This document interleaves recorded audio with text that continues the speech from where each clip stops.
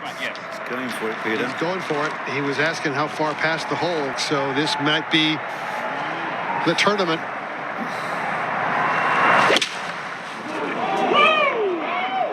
Clean contact. And an unbelievable shot by Nicholson. Absolutely incredible. The greatest shot of his life. Ridiculous Fondling Cardboard.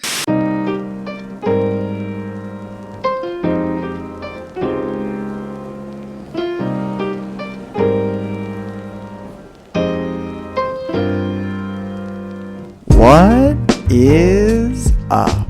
Welcome back to Fondling Cardboard. I'm your host, Mike Lakusta, aka the Golf Card Collector. And that wraps up moving day at the Masters. As I promised, we're doing an episode every round of the Masters this week. I'm grateful to be able to block off some time to do this, and I'm grateful that you guys are interested in listening. We're going to do a recap of round 3 of the Masters.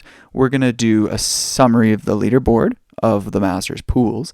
And we're actually going to answer a pretty cool question from one of our listeners in the mailbag. And then finally, we're going to get back into the conversation that is being spread across this week with my friend James Peacock, a passionate golf card collector.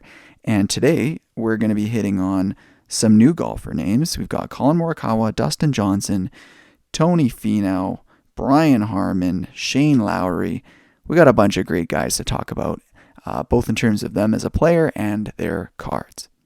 So without further ado, let's get into the recap of moving day. Of course, moving day is Saturday, when everybody's making their moves. We have a Tiger blow-up. Tiger Woods shoots his worst competitive round ever at a major. Tomorrow will be his 100th round at the Masters, and I'm sure he'll give it everything he's got. A shutout. Max Homa didn't make a single birdie on Saturday, but 17 pars and a single bogey at the 12th have him just 2 back entering the final round. And then we got Bryson. Looking on the verge of a meltdown, Bryson DeChambeau makes an improbable birdie on the par 4 18th. After driving his ball into the right pines and pitching out, DeChambeau holds his wedge shot from 77 yards out, and basically putting him within striking distance. Then we've got a brilliant up and down. Morikawa saves par on the last and to shoot a 69, which is the second lowest round of the day. And honestly, I don't even remember who it was that shot the lowest round of the day, because they're not even in contention. And last but not least, we got the world number 1. Scottie Scheffler birdies the par 4 18th to shoot a 71, and that's with 3 bogeys and a double. The hype is real with Scottie. And just to round it off, we got Ludvig Åberg sitting 4 under par, just 3 back of Scottie. And then we got 3 guys at 2 under. Xander Schauffele, Cameron Davis, and Nikolai Højgaard. I think those guys at 2 under par are probably out of it. 5 back of Scottie Scheffler at a major, especially the Masters. Yeah, no chance.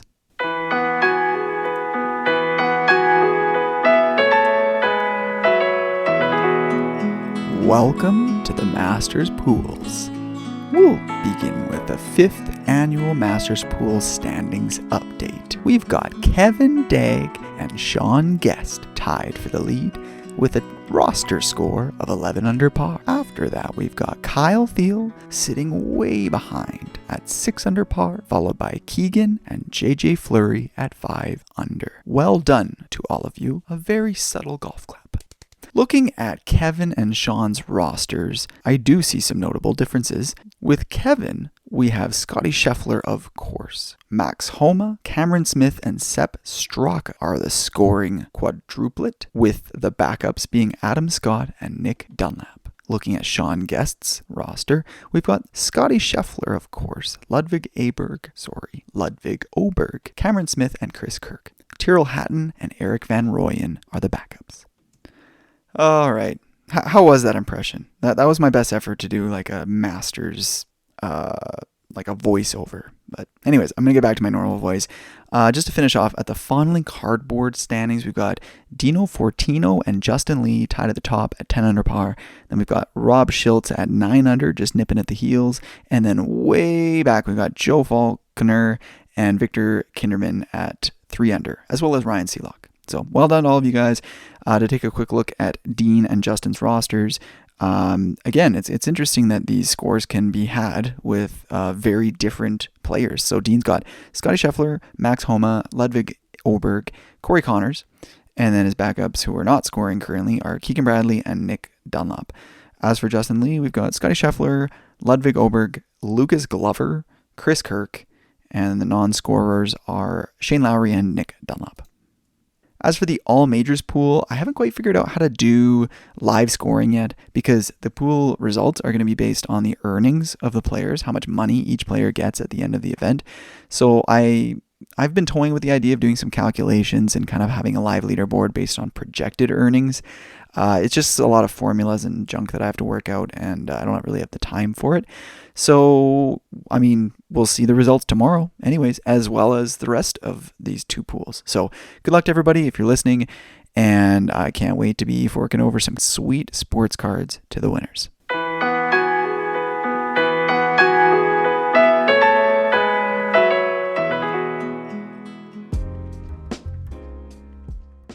All right, quick mailbag before we get into the interview. This question came from Adam Van Z from the Golf Cards and Memorabilia Facebook group. And Adam asks, would love to hear why the Tiger Jambalaya cards are so desirable. I've seen some go for more than autos, which is nuts. Same with precious metal gems. All right, Adam, here's the lowdown. Not every collector likes autographs. And I like autographs, but I also love rare, shiny stuff. And this is interesting because it's more pronounced in other sports. In basketball, football, those kind of mainstream sports, where Panini, for instance, has kind of taken a lead in the last decade or so. They've kind of shifted the focus away from autographs and really, I mean, they definitely have high-end products that are great for that audience, but they've shifted a big mainstream conception that like gold, serial numbered out of 10, consistent branding year over year so that you can kind of admire and anticipate the black finite 1 of 1, the gold prism out of 10, those kind of things coming out. So when it comes to rare inserts, there's the same kind of attachment. So I'll start with precious metal gems as an example. PMGs, precious metal gems, were hugely popular in the late 90s, 97 to 99 kind of time frame, specifically for basketball, football as well. I think there's 1 or 2 years of baseball. And now when people look back on that, they look back on it fondly for a few reasons. It had this kind of consistent image. Actually, the styling changed year over year. So it's not necessarily a consistent image, but it had consistent serial numbering, consistent branding. And that was really kind of an era what people look back on fondly. People can look back on eras because of their personal attachment to what was going on in their life and kind of have that kind of nostalgia aspect. But there's also this concept of like community nostalgia, and that was an amazing, incredible time in the hobby. And people just look back at that and they want kind of the best, the nicest artifact from that time frame. And that's just what retro precious metal gems are, as well as star rubies and a few other inserts. And so, you know, that's why precious metal gems have such esteem. Now, I'm not going to say they aren't a little bit inflated, let's say right now, because they are carrying so much esteem, that so many people are interested in them. There's so many eyes on them. Now, as for Jambalaya, I don't know if it's got that same kind of historical significance, connection to the community, but it's definitely a rare insert. And Tiger Woods had Jambalaya cards from, the mid-2010s, and it was from that Ultimate Collection or Masters Collection or whatever it was called, with the big wooden chest where you open it up, and there's all kinds of cards in there. Or maybe it was either that or another set. Anyways, Jambalaya had this kind of special place in the hobby for Tiger Woods, and it also had like Michael Jordan, LeBron James, and I think that carryover between sports can really increase the value of rare inserts. So that's one of the reasons I think these throwback insert sets for golf cards are going to be way more valuable than things that Upper Deck creates specifically just for golf, like the clear to launch, the I can't remember the different inserts, brush strokes. There's a few of them that came out in 2024 Upper Deck Golf, and they're cool, and I would love them. But at the same time, I don't think they're gonna have that historical significance that precious metal gems and retro star rubies and those sorts of things have. So all of that is to say that some people just don't collect autographs the same way that people in niche sports like wrestling and golf, we kind of have this more primitive style of collecting. We want an actual piece of memorabilia associated with that player. We want something autographed, and that's fine. Honestly, I think that's the foundation of collecting. But the reason that PMGs and jambalaya and other inserts like that have so much value is just because of this hobby narrative, let's say. All right, it's time we get to that interview. Here we go. Moving on to Collin Morikawa. Yeah, Collin, again, really hot out of the gate. One of the only younger prospects that I was like excited about and like keeping my eyes peeled. I know you brought up Will Zalatoris, and I think a lot of people, like you said, felt like that when he hit the scene. This is the closest I've been in the modern era of being excited about watching someone's career. And everything I've seen off the course has been positive in my experience. It seems like a cool guy. Seems like, him and his wife/girlfriend get along well, and they seem like a cool team. So yeah, all in all, like I've been rooting for him since the beginning. And he has tons of cards. Other than Will Z, he has like the second most. He still has over 400.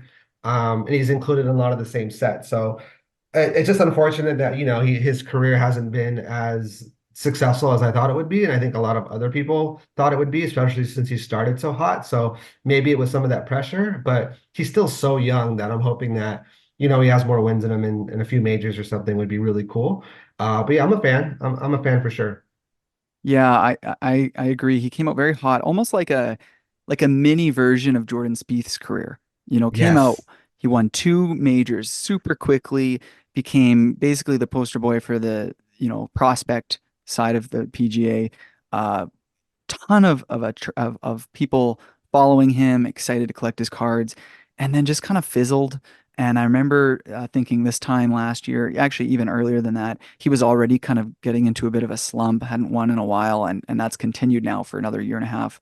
He seems like a young guy who's just kind of finally entering the adult world. And I'm not going to call him a partier, but like his priorities are not on big picture life stuff, sort of like going and getting some cool fancy clothes, wanting to go to a nice lounge. And I'm not saying anything against that lifestyle. Like from a personality perspective, I'm not necessarily drawn to him. I don't see those humble roots that we talked about with Victor Hovland, for instance.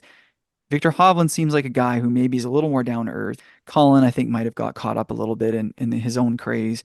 Hasn't figured out how to really get grounded. What do you think about that before you get into his cards? Yeah, I think that's fair. I think that's a fair point. He's just like he's still in his 20s. He's a young guy that's, coming to money and yeah, he's definitely it seems like he's gravitated towards some of those superficial things. But I think that's just part of, the 20s are hard for everybody, and he's probably just in that discovery phase and that growth phase and maybe hasn't had too many hardships that I've heard about. I mean, maybe I could be wrong, but I haven't heard of any crazy stories of his past. It seems like he grew up in LA or like California area. So yeah, I think that's all fair. I just don't necessarily see that as a negative for me. My whole take, I just psychoanalyze myself, and I remember watching Full Swing season one. And I think my entire take is really stemming from the fact that when his segment came on, his episode, it took him like 5 minutes of the show to like talk about like which clothes he was gonna pick and how like they maybe didn't tailor it right. And I just remember thinking like, man, I've got a baby screaming at me to go change a diaper, and this guy can't, be happy he's got these sweet fitted clothes. Like, so I think now that I think about it, I think that's where my whole take came from. Um, That's fair. Yeah, his problems definitely are like first world ones, but hey, like it is what it is. What about his cards? So, you said he's got the most cards. We don't need to go through the whole list, but in fact, I think you even said some of them. I think the differentiation between him and Will Zalatoris is that Will Zalatoris was not in the 2021 sets. So, Morikawa did have 2021 Artifacts, SP Authentic, and SP Game Yep. Used. Is that kind of the big difference? Yeah, I would say that's the biggest difference. He also has the Sports Illustrated for Kids. That's his pre-rookie. So that did predate all this stuff. And then yeah, he's also part of the 2024 sets, just like Will Z is. So Yeah, I think that's a fair assessment. They're very similar. Just, the 2021 sets are really the biggest difference for sure. Cool. And Let's he's move in a on. lot of like Leaf sets as well. But yeah. Let's move on to Dustin Johnson. Quick take. Yeah, I mean, this is an interesting one. Typically, like in the past, and this just to psychoanalyze myself, I think it could be a little bit of jealousy or a little bit of just my past growing up with like, you know, alpha athletes that tend to be a little bit more on like the bully side of things in my experience growing like up playing baseball and stuff. So I was always kind of not a big fan of the super athletic sort of again, I would consider him like an alpha male type dude that's quiet and kind of intimidating and all that stuff. But I've really turned around on him over time. So since he won the Masters and just watching him on full swing and watching him on live, it's kind of refreshing. I think he's watching him golf is crazy cool. He's a huge guy. His clubs look tiny. I think that's hilarious. And just how even keeled he is. I respect that. Like everyone talks about how he like doesn't show emotion. So I think that's cool. He just seems like okay. I would not, that's a guy that I probably wouldn't hang around with that much because I don't know how much we'd have in common or how well we'd be able to communicate back and forth. But for some reason, I've just become more and more of a fan of his over time. And I just sort of respect his decision to go to live. I respect his take on it. He kind of says what he wants to say and owns it and doesn't try to make people happy. And I have a good respect for that. So I kind of love that vibe. Whereas like maybe like 5 years ago, I would have been like, I'm not a big fan of him at all. Cool. I probably have a similar take. And if I were to take that mindset to an extreme, think about somebody like Shaquille O'Neal from the NBA. 7'1", huge, monstrous guy. I think he's cool. I think he's got a nice personality, even keeled. Some people might call him a sellout, but I have mad respect for him. But if I were to ever visualize myself hanging out with him, which I actually the other day I was like, what if you saw Shaq at some sporting event? No rope, no, he's not roped off. Whatever, you could just approach him, say hi, have a beer. Like, first of all, how would that feel approaching this guy who's towering over you? And it made me realize, I consider myself an athlete. I've played different sports and I consider myself pretty fit. But then when you stand next to somebody who's the epitome of like an alpha male, it just makes you feel so insignificant. So I would feel that, Yes. I would feel intimidated. And so I get that feeling. And what would you talk about? So at the end of the day, guys, like Michael Jordan is another good example. He's not the biggest guy in the NBA, but he's such a dominant kind of figure and presence, I'm sure, in the room that like it doesn't, in my eyes, I'd love to be collecting and admiring people that I can also get along with, but I also have this admiration for people who are so dominant, so powerful, so Yes, so exactly. so successful. And in the case of Dustin Johnson, there's also that psycho aspect where, maybe I can be a bit impulsive, as most people in the hobby can be. I can also, get a little hot-headed and let my emotions run wild. And I look up to somebody who can just stay calm, not, some $100 million decisions are coming into play and he's just chilling on his couch, acting as if it's not a big deal. So, I love that take. What about his Yeah. cards?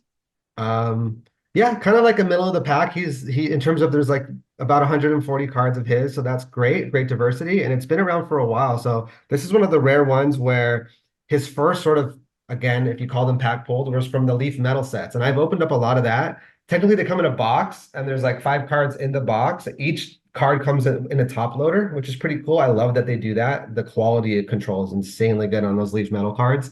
So that was kind of his first set. There's like a base version, there's an SP version that's like black and white. He has numbered versions, he has one of one version. So lots of diversity even within that, sort of 2012 set, um, which is really cool. So I think that was sort of like my first cards I started collecting of Dustin Johnson. And then there's also for Upper Deck, that later in that year, he also has a lot of rookie cards in the SP set. So SP game used and Goodwin Champions. All of those came in 2012. So yeah, lots of cards from 2012 for Dustin Johnson. Nice. 2012 Leaf Metal, in my opinion, is one of the most underrated sets in all of golf or maybe in all of sports. It is seriously one of the coolest sets. The cards have an amazing, brilliant, simple, elegant design. The shine on them, it can go up against any other manufacturer's, Topps Chrome refractors, Panini Prism Silvers, whatever. Yep. The quality control is great. Wonderful checklist. Lots of great, like low numbered to 25 out of 50 on card autographs. It's just honestly an amazing set. Um, I've got a handful of those in my collection. I've got a Gary Player, Keegan Bradley, a few others. Um, I've bought a few of them that weren't in great condition, and it made me wonder. So, are you saying that Leaf Metal comes and the cards individually top loaded? Yes, that's exactly what I'm saying. So the box comes sealed in a certain, bit of tape, so you can know if the box has been opened or not. But yeah, once you open the box, you see the cards right in the box. Similar to some of the high-end like other sports sets that I don't really collect, but I've seen box breaks where they open the box and the cards are sitting in there. But yeah, they are in individual top loaders, all stacked on top of each other inside the middle of the box, and they can't. There's no wiggle room for them to move around at all. So I think if you had a card that was significantly damaged, it was done after opening. Hmm. I've opened about 12 boxes of those, and I didn't even see like a single white speck on like all 12 boxes. Wow. Yeah. I could see that for Leaf. I can't remember the other ones, but there's thick cards from Leaf. Leaf Ultimate is an example where I would have expected that to be opened out of one of those, little suitcase or a little box, top loaded or in one magnetic one touches. But yeah, I'm surprised to hear that about Leaf Metal. But um, Yeah. Leaf Metal is so underrated, and Agreed. I hope that Panini Prism 2024 can really kind of get golf back on that track. Yeah, that'd be cool. One day we're gonna have to do a power rankings of the sets because that's definitely in my top 10 of all golf sets. In terms of comparing those two, though, Leaf Metal might even have it because they're on card autographs. Panini is going to be sticker autographs for Panini Prism. So, Yep. anyways, we digress. Cool. Let's move along. Tony Finau. Yeah, interesting guy. Um, yeah, I mean, positive sides of him. I'm really a big fan of just how much of a family man he is. I think that's really refreshing. It wasn't oh, I don't have enough time for my family. It's, oh, I'm just gonna bring my family with me everywhere, and we're gonna go on vacations, and we're gonna do homeschooling, and we're gonna just be a pack. And I think that was really cool and refreshing, and like a unique way of approaching that issue of, oh, I'm always away from my family. So I have a lot of respect for him in that regard. I think he's a really like responsible family man. It was also cool watching him on Big Break. My mom and I used to watch Big Break all the time. We used to watch every season. So as soon as he popped up again, I was like, oh yeah, I remember. I know that guy. So I kind of have a little bit of a fan just for that. And then just for the sake of like diversity, he's good. He's good for the game too. So all in all, the only negatives I have is more of a personal thing. Like I'm not super into religion. He's all in with it. I have the same sort of thoughts with Scotty Scheffler, but I can look past that. That doesn't mean really much to me in terms of the game of golf and being a fan of him as a person. So yeah, all in all, like I collect him. I'm collecting his cards as part of Artifact and part of some of these other sets. And all in all, like yeah, he seems like a good guy. What's your take on him? Couldn't have said it better myself. I didn't realize he was on the Big Break. That's a TV show, right, where golfers are trying to Yeah, win. it's like a reality show where you get eliminated each week. Yep. Well, I'll have to check that show out. But yeah, fantastic overview in terms of his cards. As you said, he's in the 2021 sets. He's also got some Metal Universe cards. I think only in 2021, if my memory's Yep. right. And was he in Goodwin Champions? Not to my knowledge, no. It's Okay. really just been the Sky Medal.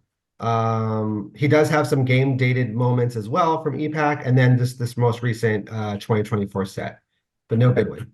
right on. Love Big Tony. Moving on to Brian Harmon. Yeah, Brian Harmon is a guy that's been around for a while, and he really isn't on my radar much. I'm curious your thoughts, but the one thing I will say that I'm rooting for him and I'm a fan of him is I love short guys. I'm 5'6", he's like 5'6" or 5'7". So just on that, I'm rooting for him. It's hard to hit the ball as far compared to like the Dustin Johnsons of the world. So that's enough for me to root for him, but I don't really know much beyond that in terms of his personal life or who he is. Like, what's your take on him? I'm not gonna say I'm short. I'm also not tall, so I have no no stance there. As you said, he's a veteran. He's been around for a long time, just grinding. Lots of great finishes. No major breakthroughs until he won the Open. and ran away with it. So a really big win for Brian Harmon and his fans. His cards, by the way, blew up right around then. I remember missing out on an auction of one of his autographs for like $2 the week Oof. before, and then after the Open, that same card was selling for like $40. So just goes to show I'm not in the investing flipping game, but if there's somebody that you have some respect for and their cards are on the cheap, just pick them up in troves, and because if they have a big breakthrough, you might not get those deals anymore. Yep. The only thing I'll add on a personal side of thing, I believe he's a farmer. And that after he won, he went home and they asked, "How are you going to celebrate?" Is this? I hope I'm not getting my stories mixed up with another guy, but I believe he just said, "I'm going to go, hop on the tractor and plow some fields." So, Nice. if that's, if I forgot my story right there, I've got nothing but respect for grass, roots of the earth type people. Yep. And in terms of cards, he had some early 20 teens Leaf cards. And what else can you tell us about his? Yeah, it's interesting. Like he has like not that many cards. There's like 20 or maybe 30, but the bulk of it is from that 2012 Leaf Metal set. So the one we were just talking about, he's a part of that. He's got some really cool cards there, and he's also part of the Ultimate as well. So that same year, the 2020 or 2012. So lots of variants there, lots of cool autos, lots of really beautiful designs. Um, so that was really it. And then if you fast forward to 2021 sets, it was really interesting that he was not part of all of them. He was not part of the base cards. He was not a staple. He was just included in a couple parallel sets, and that was it. So there's really only like three cards other than the 2012 sets that have Brian in it. So there's like the tour course relics cards where they put a little bit of sand on there. He has a couple of those, and then he has the one where they put the ball marker from artifacts. But other than that, that's really all he has as of recently. I forgot about that. In the 2021 sets, I really just look at like the base checklist. I totally forgot that some of the inserts have players that aren't in the base checklist. Yep. Like maybe Jason Duffner might be another example. Just a couple random guys. Um, I might be wrong with him as an example. But No, anyways, it's yeah, there's actually quite a bit of those because some of those ball marker sets and stuff are actually longer than you think, and like half of them are not even part of the base set. cool, cool. All right, let's move on to Shane Lowry. Yeah, I mean, fun guy. That's the first word that comes to mind when I think of Shane. Just seems like he's always having fun on the golf course. Such a loyal fan base from where he's from. Um, I have Irish roots, so part of me is a fan of that as well. Like most of my family's Irish. So yeah, he just seems like again, obviously such a bigger name in outside of the States, but for someone that doesn't have a lot of non-US golfers in their fan book, I would put Shane up there for sure.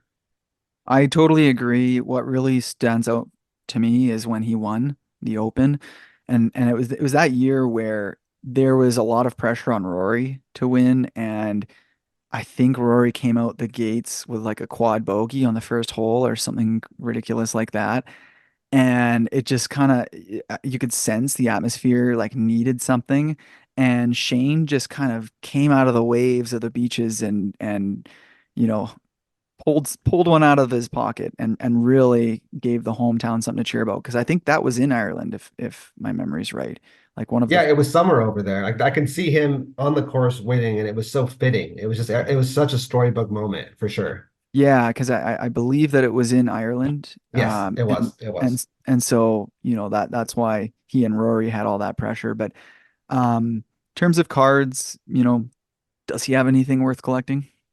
Yeah, I have every card they've ever made of his, which is none. So he falls into that camp where he has no cards, sadly, and there's nothing planned that I'm aware of. So that's definitely a missed opportunity for the hobby. I think he's the first one on this list that we've hit where there's absolutely no cards. I guess Cameron Smith Yeah, we doesn't at least have. know some are coming, and we know we've been able to at least pre-order them. So that's good. Yeah, exactly. At least we know they're coming. I guess Shane Lowry's got to go play on live so that Yes, please go for it. so that we can get a card. Man, that was a really good conversation because James and I both had opportunities to reflect a little bit on why are we judging others and what does that mean about ourselves. So when I talked about Collin, I was automatically judging him because of his age and the stage that he's at in his life. And honestly, it wasn't too long ago that I was there as well, living in that apartment downtown with my girlfriend, getting a dog, wanting to go out to nice restaurants and, that kind of stuff. And at the end of the day, that is a nice part of my life. So why would I judge others? And it could just be that, I struggle from time to time with the family life and the work and not having enough time for everything and the stresses that come with the more accountability that you get in life and work and everything.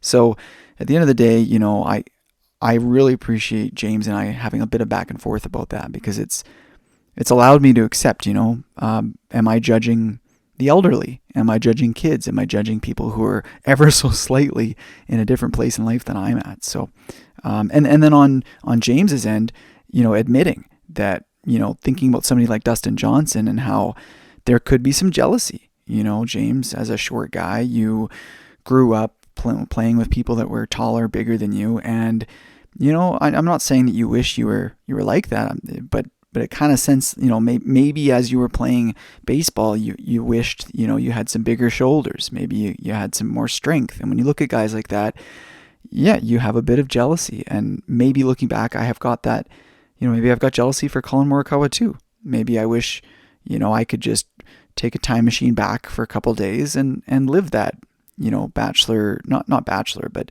live that early adult in their 20s kind of lifestyle. So, James, thanks for kind of pulling that out of me. That was really cool. And then looking at, Tony Finau and his family man kind of persona, and somehow I'm drawn to him, regardless of whatever religion they have in Utah. I really look up to the fact of how much he values his family and how his kids probably look up to them and him and feel loved and feel safe. And it's something I strive for in my family. And then, comparing Brian Harmon to Morikawa, for instance, maybe I have that appreciation and respect for Brian if he is a farmer, if I got that right, because, I've got heritage. I've got Ukrainian roots, and my grandfather and his father and them were farmers. They literally, when they first came here from the Ukraine, went to northern Alberta, where it's even colder than where I live here in Calgary, and didn't even have somewhere to live. And so dug a hole in the side of a hill and covered the hole up with deer hides. And that's where they lived for a winter. It's just crazy talk to think about. And that's, 4 generations removed from me, my grandfather's grandfather. Anyways, so it's just fun thinking about, why do I relate to someone else? Why do I connect with them when it comes to the hobby? Why do I respect certain athletes or figures? And why do I collect their cards? Other than loving the cardboard itself, the shine, all of that, what does it mean to be a fan? All right, that's enough for tonight.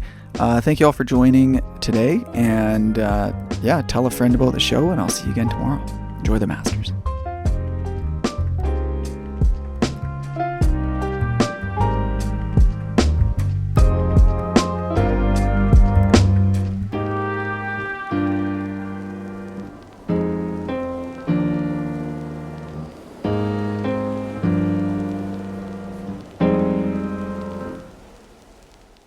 Ridiculous golf card collector.